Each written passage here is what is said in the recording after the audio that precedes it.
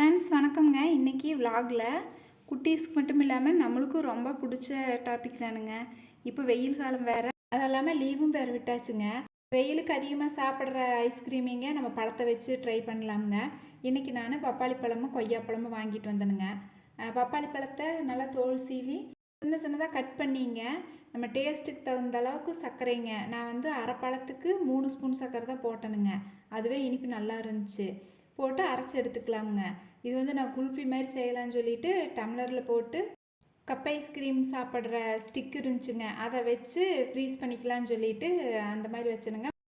அரை பப்பாளி பழம் வந்து 3 டம்ளர் வந்துச்சுங்க. இந்த 3 டம்ளரையும் நம்ம வந்து ஃப்ரீசரில் ஒரு 4 மணி நேரம் வச்சு எடுத்துக்கலாங்க. எப்படி வந்துச்சுன்னு கடைசியில் பார்க்கலாங்க. இப்போ கொய்யாப்பழத்தை ரெடி பண்ணலாங்க. கொய்யாப்பழம் வந்து எப்படின்னா அந்த ரவுண்டை மட்டும் மேலே மூடி மாதிரி எடுத்துட்டு நம்ம பால் ஐஸ்கிரீம் மாதிரி பண்ணிக்கலாம்.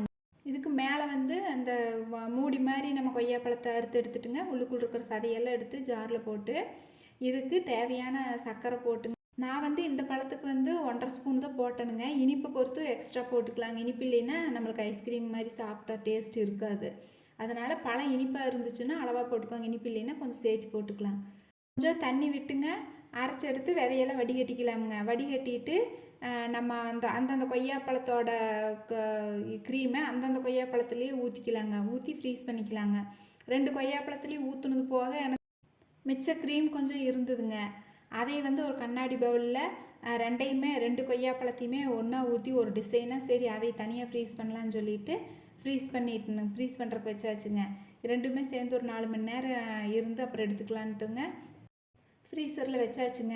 இப்போ 4 மணி நேரம் கழித்து எடுத்து பார்த்தா அந்த கண்ணாடி பவுலில் இருந்தது பார்த்தா டிசைன் சூப்பராக இருந்துச்சுங்க. நம்ம கடையில் வாங்குற மாதிரியே அந்த ரெட் கலர் வந்து கீழே வரைக்கும் இறங்கி இருந்துச்சு. நான் கூட மேலேயே நின்றுக்குமாக்குன்னு நினச்சேன். அது நல்லா கீழே வரைக்கும் இறங்கி கலர் சூப்பராக காம்பினேஷன் நல்லா இருந்துச்சுங்க. டேஸ்ட்டாகவும் நல்லா இருந்துச்சு. அப்புறம் கொய்யாப்பழம் அந்த மூடி நல்லா எடுக்கிற கொஞ்சம் ஸ்டிஃபாக தான் இருந்துச்சு. ஆனால் எடுத்து நல்லா இருந்துச்சுங்க. நானே சரி ஸ்லைஸ் மாதிரி அந்த கடையிலெல்லாம் பண்ணுவாங்க, அது மாதிரி எடுத்து பார்க்கலான்னு பார்த்தா அந்த மாதிரி எடுத்தது நல்லா வந்துச்சுங்க. இப்படியே எடுத்து சாப்பிட்றக்கும் நல்லா இருந்துச்சு. ஸ்பூனில் எடுத்து சாப்பிட்றக்கும் நல்லா இருந்துச்சுங்க. டேஸ்ட்டு சூப்பராக இருந்துச்சு. கொய்யாக்காயும் அதே மாதிரி நல்லா டேஸ்ட்டாக இருந்துச்சுங்க. எடுத்து சாப்பிட்றதுக்கு நல்லா ஸ்டிஃபாக இருந்தது. ஆனால் நல்லா ஐஸ்கிரீம் மாதிரியே டேஸ்ட்டு சூப்பராக இருந்துச்சுங்க. இது கூடவே பால் இல்லைன்னா மில்க் மேட் சேர்த்துனோம்னா இன்னும் இதை விட டேஸ்ட் நல்லா இருக்குங்க. நல்லா ரிச் ஃப்ளேவர் கிடைக்கும். கடையில் வாங்கின மாதிரியே இருக்கும். நம்ம வீட்டில் இருக்கிற பொருளை வச்சு எப்படி செய்யறதுன்னு சொல்லி நம்ம பார்த்து இன்றைக்கி பண்ணிட்டோம்ங்க. பப்பாளிப்பழம் ஐஸ்கிரீம் வந்துங்க குல்ஃபி மாதிரி வரல, நம்மளுக்கு கப் ஐஸ் மாதிரி வந்துருச்சு.